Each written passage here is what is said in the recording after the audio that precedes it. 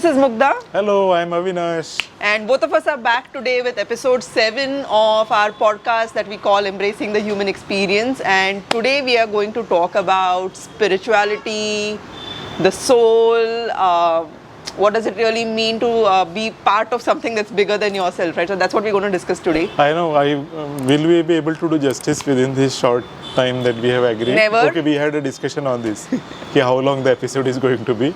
And you said, okay, it can go on forever, let it be a free flow. Yeah, Are you because still sticking to it? Topic like this, I don't really want to start receiving like signals from you that okay, it's time to end it kind of a thing. But I think 45 minutes is enough. I would time. have ordered my food here only, like we can continue talking and having our Right. food together. So anyway, so getting started today with the topic of spirituality and why spirituality. So when Avinash and I do work with people, the thing that we call, the program that we call Embracing the Human Experience, we've broken it into 4 components so that for us it's easier to kind of help someone navigate through this entire thing called the human experience, right? So the body is one, the mind is the second thing that we work on, emotions is something that we work on, and we've covered the body, mind, emotions in our few past podcasts, but we've never really spoken about spirituality because that's the 4th component, right? So in the end, all the work that we do is in service of spirit itself, and I think it's about time we spoke about it. So that's why we're doing this today. So in fact, we are so obsessed with one aspect of our being, that is a body, that we have totally forgotten about other 3, and that is what we want to bring that focus back onto, because all these energy being like mind, emotions and soul, these are all energy being, and unless you integrate that into your body, your healing or your growth or your even awakening or enlightenment will not be complete. And in this materialistic world, we are so obsessed with pandering to our body. The physical, the visible, the tangible. The taste and the smell and the luxuries and the skin and everything about our body, that we are totally obsessed. And through this program, we want to bring that focus back onto your other beings. These are the energy beings which are not visible. Which other are not aspects of you, basically, like you are an entity that's a mix of all of this. Made of all these 4 elements. And unless and until we look at it and examine it and analyze it and connect with it, you will not have the complete human experience on this planet. It will always be patchy, like you will and even then, right, I think it's a lifetime's journey, right? Because you uncover one aspect of your mind and then suddenly your soul calls attention to some aspect of yourself that was hidden. While you're working on your soul and while you're working on your mind, your emotions kind of come up. Suddenly the body gives way. Like for me, last week I got this really horrible viral, which you think was a COVID variant, which I don't even know what it was. But my body just wasn't supporting me in the stuff that I want to do on an everyday basis, and I felt like let down to a degree. I felt annoyed, I felt frustrated that, how many times am I going to go through this loop where the body gets sick because of whatever, a pathogen or toxins or EMF. I don't even know what the root cause was. So it's a lifetime's journey. Like until the viral happened, I was really figuring out a lot about my psyche and my spiritual connection itself, and suddenly the body gave way, and then I had to like completely come and be very focused on the physicality of my life. I think it was caused by the energy experiment that you keep doing, like, okay, I want to heal this person, let me transfer my energy without actually taking care of yourself. Yeah. So somewhere when we are dealing with these energy beings, we have to be careful that your body is able to sustain. So all our work starts with body. Like we always tell people, okay, take care of your body, nourish it, nurture it, replenish it with all micronutrients and the macronutrients that you need. And then only you start exploring your other aspect. Otherwise, more often than not, we have seen people not putting boundaries, not able to differentiate between their energy self and their physical self, and landing up into a problem where their body is not able to support their mind and emotional adventures. So see, I was also experimenting with energy because my true signature, my design is to help people heal, and sometimes I bite off more than I can chew. So like I tried to heal you from your viral. I think that was a little premature, and I think I should have let you suffer.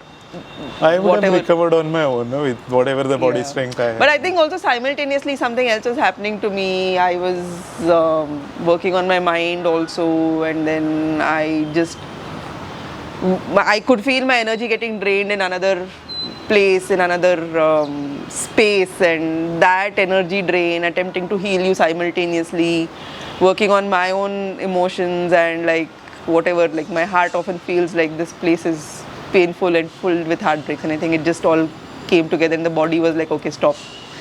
This is a moment for pause. But anyway, that is my So story that of the signal, Mugdha, how do you decipher that signal which is coming from your soul?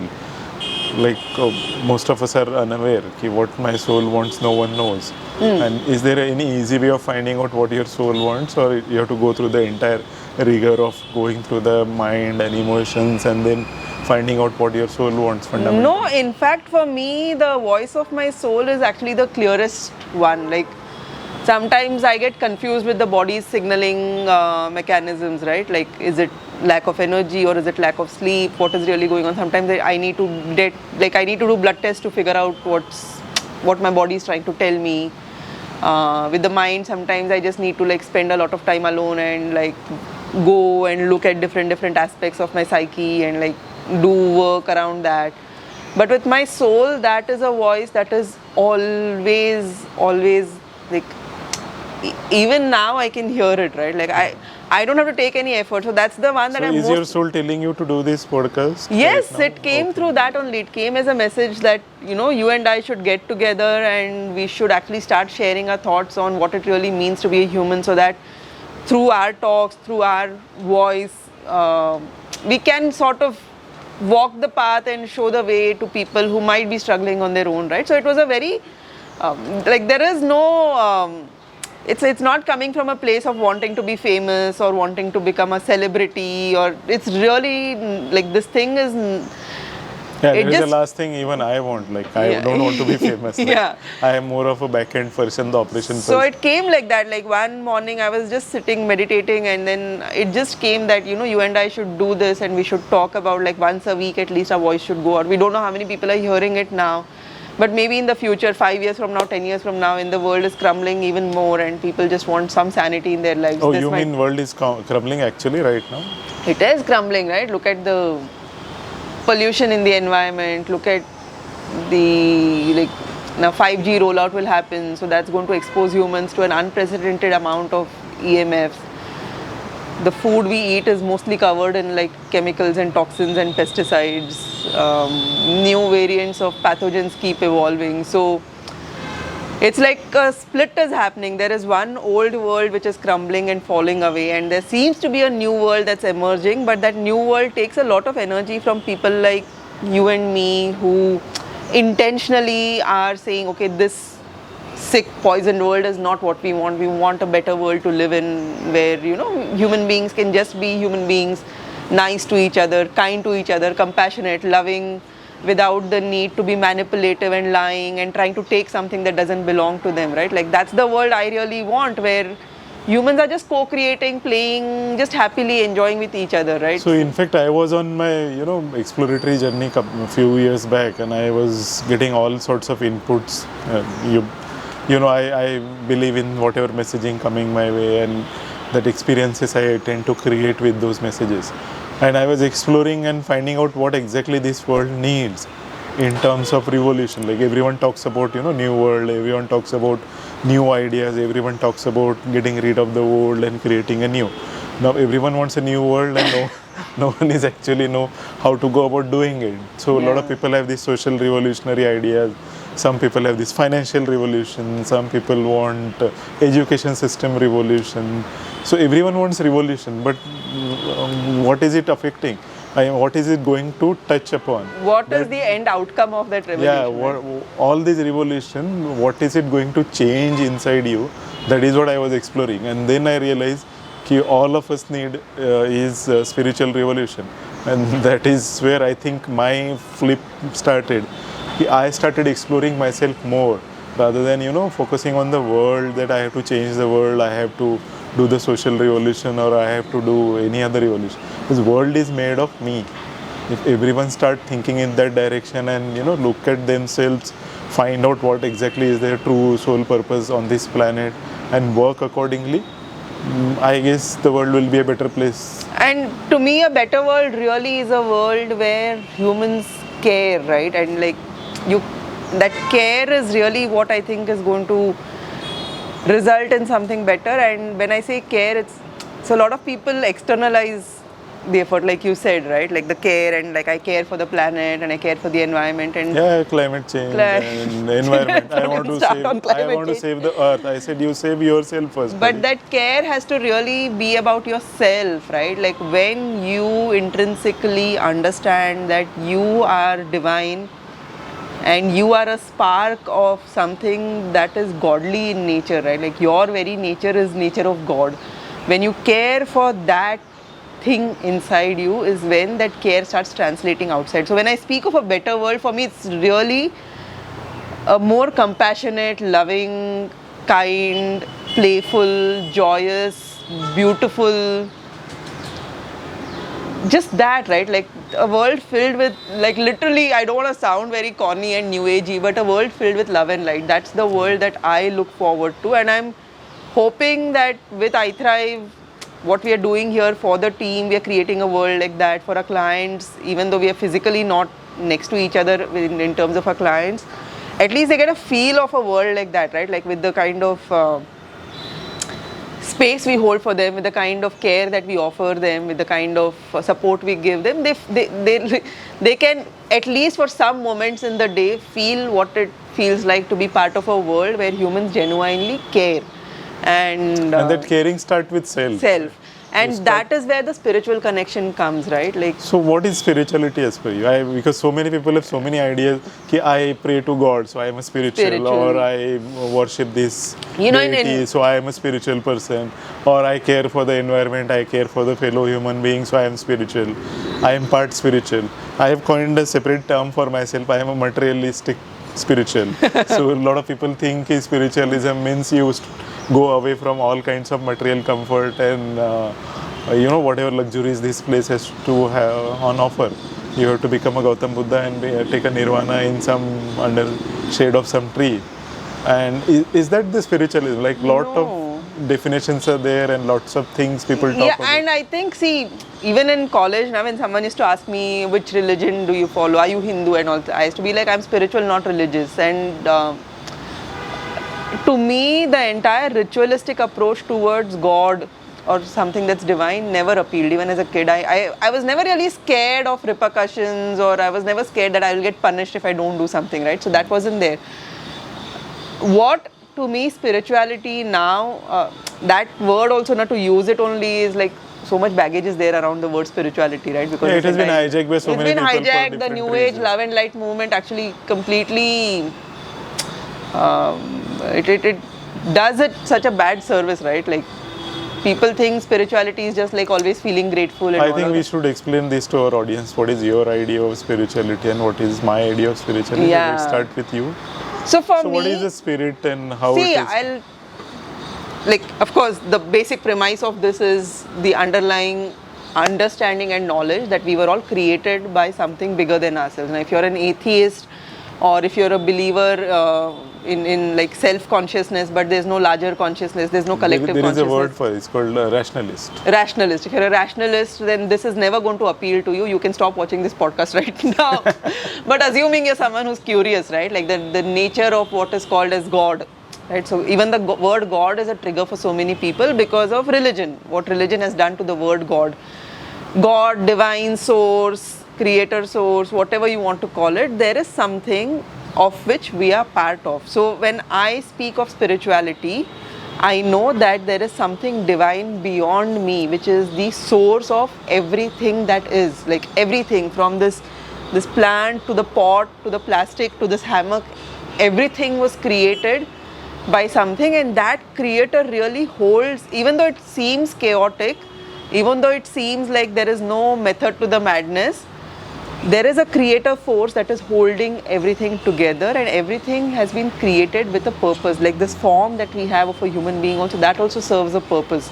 So for me, my intrinsic view on spirituality, or my, like what does spirituality mean for me, is me being able to connect with that source, that God, that divine being that is the creator of all that is, right? And the deeper I connect with my own inner self, right, who I am, like I'm a drop out of that ocean, right? Like it's a big, vast, infinite ocean, and I'm one drop out of that. The more the drop understands itself, the more I understand myself and my current existence in this timeline, through my past lives, through my this lifetime, through my future self creating something for me. The more I connect with who I am, the better I'm able to connect with that source of what it is. And to me, that state when I'm the most connected to source, right, is a state where I feel very expanded. I only feel peace, and I only feel like love also is a word that's tarnished thanks to mainstream media and Bollywood and Hollywood and all of that. But I really just feel that, like that I had that experience this morning also before I came to work, where I just didn't exist in any other form except just a very expanded sense of self, feeling nothing but just love that was just expanding and expanding and expanding. And I came late to work because of that, because it took me effort to kind of you come back into this world of dense 3D. form, the body, and then I'm in Pune, and I'm like, I have to walk, I have to move my body from there and come to office and all of that. But I was in that state, and I actually often have those states where then all of this materialism, this having to look at time, meetings, it like actually it doesn't make sense also to me. I have to like put my mind into action to bring all of that into some semblance of sense and some form. But otherwise, like that is what spirituality is for me, right? Like that state of existence where I'm so connected with something that created me, and it like to feel that moment of my creation, that I know what you're thinking about. Okay, I know what I mean. yeah, so that moment where I was created as an individual consciousness, right? Feeling that moment, right? Just being in that moment where I know the amount of care that went into making me, and the amount of thought also seems like a very limiting thing, right? But the design that like went into just creating me, that to me feels like a spiritual experience, like being able to experience that over and again, my moment of creation, the moment of my creation. Yeah, that is what you created yourself, right? I don't know if I created myself or I was created by something larger, and now I'm self-aware, and I am like there is an I am, right? If you use the same metaphor that you use, like drop of an ocean, like if you know a drop of an ocean, like you know the ocean. Yeah. The ocean is made of water. There may be other surprises inside that ocean, but essentially the characteristic remains same. So you know yourself as a drop. So that is what your expanded sense of self should give you. Yeah. So you manifest the spirit itself. Yeah. No? Yes? Yes. Works. So Mugdha is like this. So when she's talking about spirituality, that is what the discussion we had in the morning. She said we should at least talk about few hours. And I said, okay, I can't sit like that for many hours. But when you are connected with your spiritual self, that is the moment she was describing, and it is so expansive and it is so profound that the vocabulary is limited. And just like our emotions have very limited vocabulary, the same thing applies to spirituality itself. The vocabulary is so inadequate, it is difficult to describe that experience in few words. What as a human being, or as in this dense form, what we can do is to imagine, visualize, or just pretend that we are trying to experience something beyond us. But you don't even have to pretend, right? It happens. Yeah, it happens. But to start off with, like, you are already connected. Some people are only in their body form. Now they have to navigate across the mind, across the emotion, to reach to their soul, and from their soul they are supposed to connect to their spirit in whatever form they were born into. And most of us have been so bogged down by the identities that we have created for ourselves. It is very difficult to reach out to that soul part of you, because you have so many other identities to cater to. You're a CEO, you're a woman, you're an Indian, you're Hindu, you're a mother, you're a wife, you're everything. Like so many identities, like hundreds of identities we have acquired or by default It has been thrust on us. More, I think, labels so that the world can make sense of who you are. So you tell them, okay, I am this.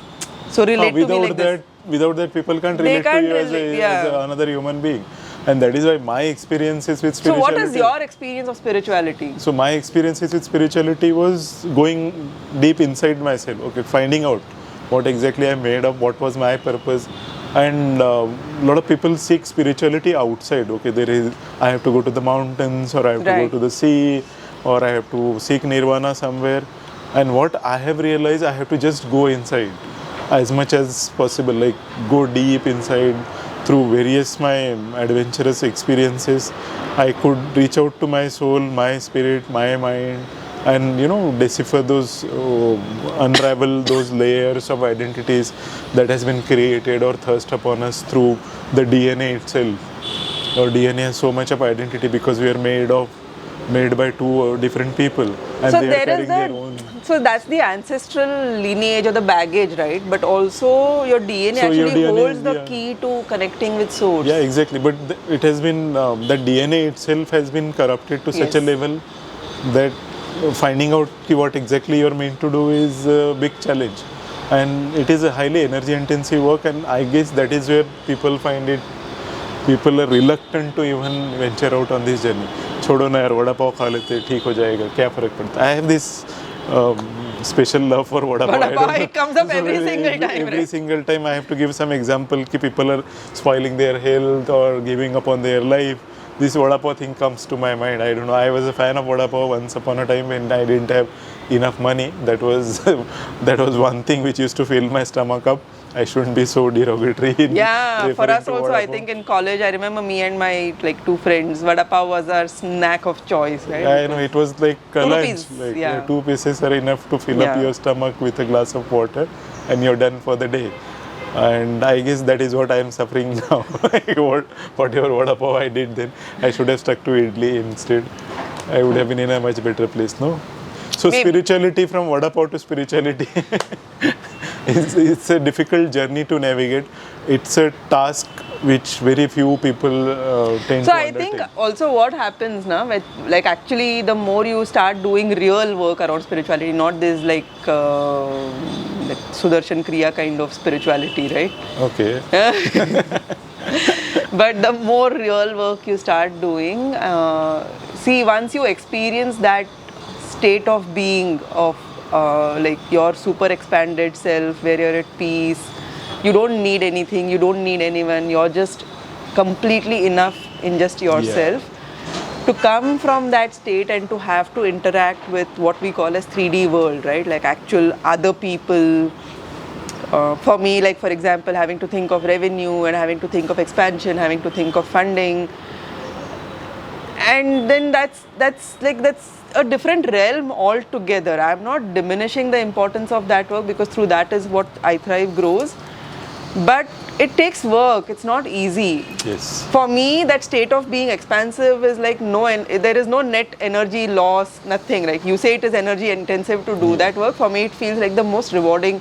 Like I can be there without food, and I can just be there all day. Reaching that level requires a lot of energy, because you have to, get over. You have gone through your own experiences of life experiences. Without that, you wouldn't have been in this. You know what, Avinash, though? As a kid, I used to be like this. So you acquire other identities, no? So then you shifted to Pune, you started having as a kid, I remember being in these states very often, right? Like I just most of the kids are. I have seen this mostly with autistic kids. Yeah. So they are in their own world. There's a beautiful word in Marathi, Atma Mugdha. Atma Mugdha, yeah. Atma Mugdha is you're at peace. You're in, completely interested in yourself. And I guess your name also comes from there. Like Mugdha is like, okay, I am happy in whatever state I am in. And kids are in that state even now, till the time the parents start pushing them into this competition, rat race, school gadgets, and keeping them entertained all the time. I don't know why. The gadgets came now. We didn't have gadgets, right? But for me, I remember my state of that changed from, like, nature played a big role for me. So as long as I was in Whitefield, even though I was in school and I was going through whatever higher grades also, 5th standard, 6th standard and all also, it didn't matter, because I still had access to nature. Yeah. When we moved to the city, I remember that state going off, because then processed food You're came in. more closer to the actual design of the universe rather than what man has created. Yeah. McDonald's is important identity for you.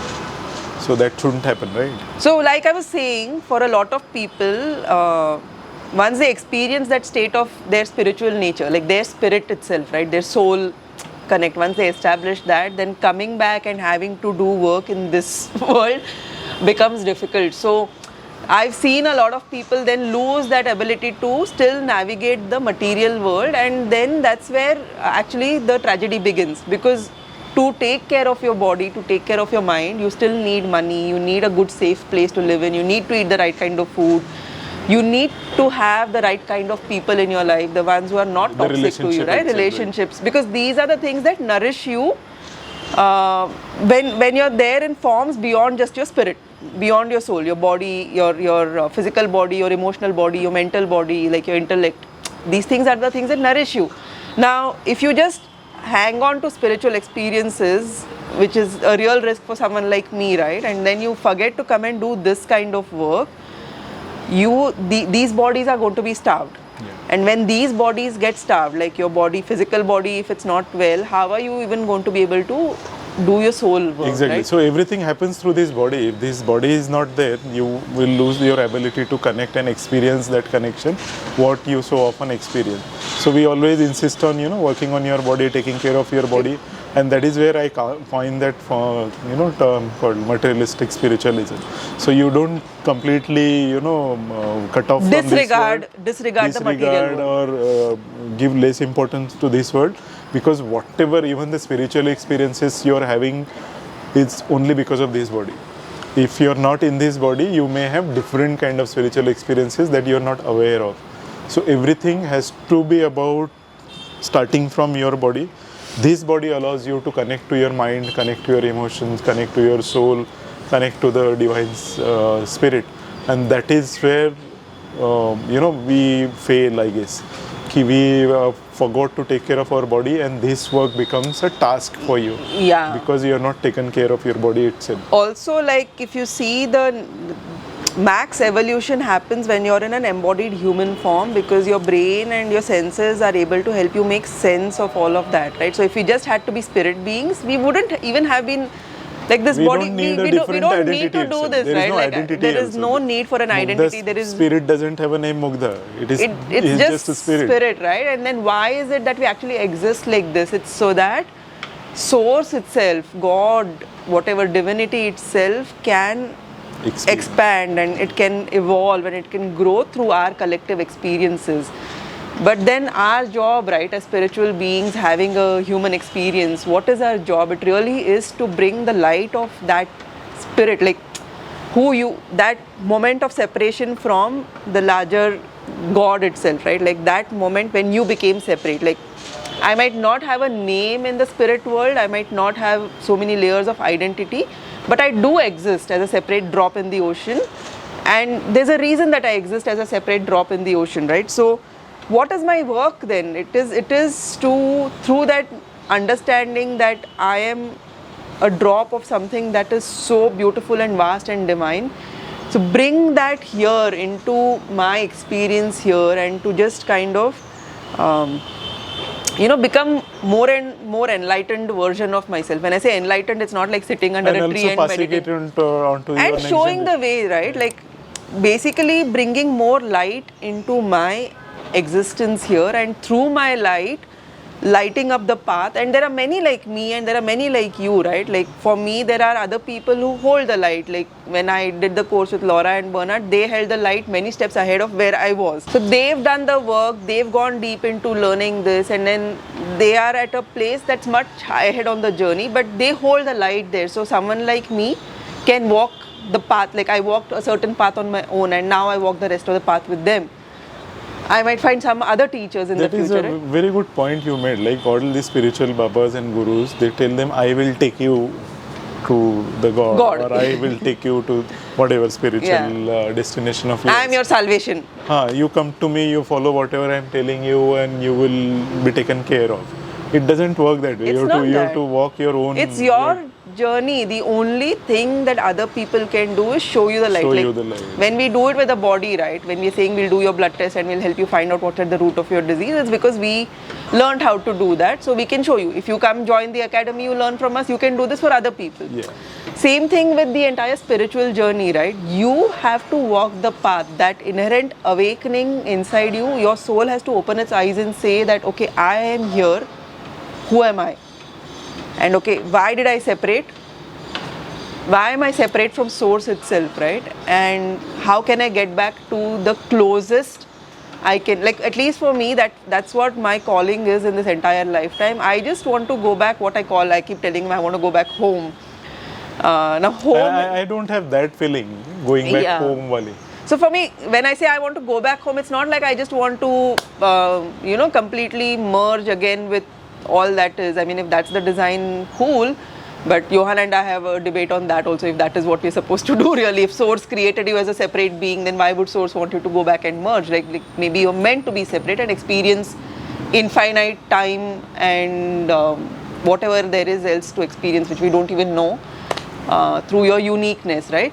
But I feel like the desire is to go back to as close as that moment where my unique consciousness was created and just be that, right? I feel a very deep calling to do that, versus you. I think for you it's, There is no going back. I mean, Yeah. there is no homecoming. I don't feel at home anywhere. I keep changing my house. I keep changing my places. That's I two am of us, now Avinash. changing profession itself. So that desire or that calling of merging or going back home is not there. I always get this message that you're an independent person. You're on your own. Your soul is on its own. You find your own way of dealing with it. I don't know how it is going to work out. Once I leave this body, maybe I'll be able to better find out what exactly it is. So I am on this constant journey, cosmic journey, experiencing things at different places. Maybe make life beautiful, better for some people or some soul on the way, and then move on. I don't feel like I belong to anything for that matter. Maybe it's a kind of thing which you're complete in yourself, expanded to the soul. So like we always tell people, "No, you're complete. You don't need another human being to complete you. What you need is you want someone in your life to have different kind of experiences. to witness life witness together with you. At soul level, if you imagine, so I am an independent entity and I am connecting with different souls to create and experience different things and then move on. So that is what I am doing. That is what I am supposed to do, I guess. So my knowledge ends there. When your knowledge starts from there. So I am always in awe of you. Okay, this girl is going to come up with something new today. Okay. So how do we connect, Mugdha? This, we can't negate this entire 3D experience, the physical dense form Right. of ours, the money, the food, the clothes, the society, Idlis. the relationship that we have, and our spiritual calling. You're to merge with something, mind to move on. You have spent enough time here, now go to some other place. That is my calling. So where do we find, what am I supposed to do here? What is my soul wants us to Soul do purpose itself. through this body? What do I do which is more in line with the 3D world? So if making money is what my soul wants me to do, is that the right thing to do? And how do you find out whether my soul wants to make me money? So I think desires are a definite indicator of the lessons your soul wants to learn. Like I wouldn't necessarily say, so it gets a little tricky here, right? Because sometimes the desires can be inserted artificially through the With matrix, conditioning right? Like and conditioning societal the matrix conditioning. itself, because The society itself giving you target, okay, you... society giving you still okay, right? Like because you're observing, but I'm saying like let's assume you're not someone who's like in consensus society. Like this podcast won't make sense to someone who's still part of consensus collective narrative. Let's say you've separated from that and you're someone who's on your journey, and at that point then there's an entire thing that says honor every desire, right? To me, I think that's dangerous because we saw that in our own relationship, right? Like just because there's a desire that came and you did not examine where the desire came from, it actually led to a path of destruction.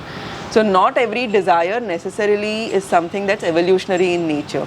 So like a lot of people say, your desires are the key to understanding your soul's purpose or your soul's journey. I would ask for a little discernment there. But that being said, things that come from very deep within, things that you want to do, and how do you know these are things that are coming from deep within? See, one is your surface level desires, which is survival desires, and I would say that please take care of those, because like money, food, a good place to live, right? Shelter, those are your survival needs, and you have to answer those. So making money, for example, is a survival desire or survival need. Like, I don't think that should ever be negated by any adult as long as they're alive. Like, every adult should be able to take care of themselves financially. Either you're not, even if you're not making money, like at this moment, you've made enough to kind of take care of whatever life that you have on this planet. Similarly with your physical body, right? Like being able to live in your body independently without dependency on someone, that's something that you should, like, there should be a desire for good health intrinsically. But to really connect with your soul's purpose, in fact, like I remember a couple of our clients where we do the embracing the human experience work, one of them had asked me, like, how do I know what is my soul's purpose? And I had told her that, you know, what are the things that you really like doing as a child? What are the things that came naturally to you without effort, right? Forget whether society thinks it's a valid thing to do or not. Forget whether money can be made out of it or not. Money can always be made out of anything that's your soul's purpose. Money comes, okay, to your soul. What is it that you as a little child remember doing the most of, having the most fun with, or you know, the stories that like your parents or your uncles and aunts tell you about who you were as a kid? It's a very good indicator towards what intrinsically your soul is designed for. And like there are different people with different designs, right? And then we evolve also. Like, see, at some point my design was just to give birth to a human being and be there for that human being for the first 7 years of her life, so that she would be able to independently take decisions and move around wherever she wanted to go. Like, my entire design was just to be a mother. I outgrew that design because she outgrew the need for that mother also, right? Exactly. And then I outgrew that design, and the next design that came was then to kind of create iThrive and grow this baby. But if you look at my patterns of how I was all through, from the time I was a kid, right? Like, I remember puppies and dogs and kittens coming. I've spoken about this in the past podcasts also. I've always had the ability to heal things. So from plants to animals, even when I was in HR, now that I look back, I was always kind of helping the people, the employees and all of that be better versions of themselves, right? Through my work in HR. So I wasn't doing mental health work that time, but I remember them feeling better when I was part of the HR team. With my daughter also, most of the work that I was there for her as a mother was really to be able to help her heal and grow and like nurture her, right? So that intrinsic design of creating healing around me, creating a good vibe around me, just creating happiness and fun and madness, and just play, right? Like, that is there as a part of my soul template itself. Yes, on the similar lines, when I started examining my life ka journey, and I have realized that I am more of person who, you know, make the flow easier. Like a grease man, yes, a lubricant specialist. So was that how it was even when you were a kid? Yeah, it was always like this, to remove obstacles with minimal of your contribution into it. Like, you don't get attached to things, you don't. So your stamp is not there on everything? My stamp is not there, but I ensure that the flow is smooth and unrestricted, and as much as possible I am contributing into that. Whether it is a person's life, whether it is a profession, whether working with iThrive, that is what my entire. But even as a kid, you were able to do that, is it? Like, just to create a flow, so, and without, you know, being highly conspicuous with my presence. As little entropy as possible into the entire system, and let the things move. They don't get stuck somewhere. And I always keep looking for stuff which is stuck. And I think that is where my entire work is going, and now because of you, I am also getting to explore it at a corporate level, at a company level, and I can see startups, companies, people in that way where they are stuck and how they can be helped without you imprinting your stamp onto it, and that my mind works takes me into that direction, my spiritual work goes into that direction, and that is the way I make money professionally also. So money comes, right? Like, see, you're just doing something that's a natural design. That is a byproduct of your intrinsic desire to do something which is in line with your soul capacity. So this is another point, like before we end, right? A lot of people think spirituality is at cross purposes with materialism, like money and spirituality don't mix is what a lot of people think. But guys, when you say spirituality, right, it's really just you understanding what are you here for, what have you been put on this planet for, and doing that. Now, if you are doing something that is God's design, right, like God created you for something, like, or the divine. Keep asking the God, what am I supposed to do here? You are just following divine will. Why wouldn't you get taken care of for that, right? So people think that they have to have a career that's separate from what their soul wants to do. I remember this one person who was like he remembers this as his childhood thing. Like, he was a very good communicator, very good orator, very good at writing, and like at the deepest soul level he wanted to do more of that, but he believed he had to be this like corporate top guy making a lot of money and all of that, and he couldn't reconcile the fact that if he did this, which his heart, like his inner child itself, was happiest doing, that money would anyway come. The money was not. I'm making more now than I ever did in HR. Yeah, I always give example of Steve Jobs. Like, he was following whatever he was supposed to follow as a spiritual path, as he understood it. Yeah. And he was never short of money. You will never be short of money if you are true to your soul, because that's the reward that you get, right? Like, imagine you got hired for a job by a company. Your job description was given to you, and you fulfilled that job description to the best of your capacity, even going beyond, like learning new things so that you could continue to do that job. Why wouldn't your employer pay you? True. God is not a miser, okay? So, like the divine, the one that created us, no, there is so much abundance there. Like, humans can't even imagine that abundance.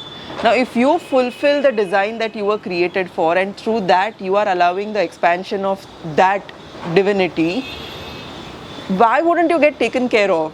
Yes, definitely.